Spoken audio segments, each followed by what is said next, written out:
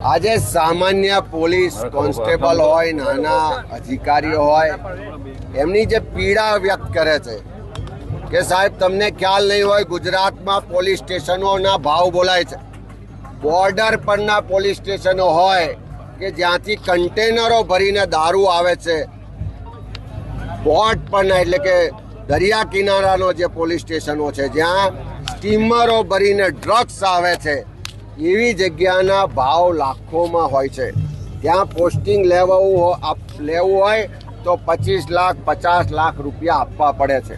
અને સાથે સાથે દર મહિને ગાંધીનગર બેઠેલા લોકો ટાર્ગેટ આપે છે કે તમારા પોલીસ સ્ટેશનમાંથી આ મહિને આટલી રકમ પહોંચાડવાની છે. એ ટાર્ગેટ પૂરો કરવા માટે જ્યારે પોલીસના નીચેના માણસો દારૂના અડ્ડા પર જાય, કૂટણખારા પર જાય, ડ્રગ્સના અડ્ડા પર જાય, જુગારના અડ્ડા પર જાય ને ઉઘરાણું કરીને લાવે છે, તો નીચેના પોલીસવાળાના ભાગમાં તો ખાલી 10% આવે છે. 90% હિસ્સો ઉપરના અધિકારીઓને ગાંધીનગરમાં બેઠેલા નેતાઓ ને મંત્રીઓ લઈ જાય છે.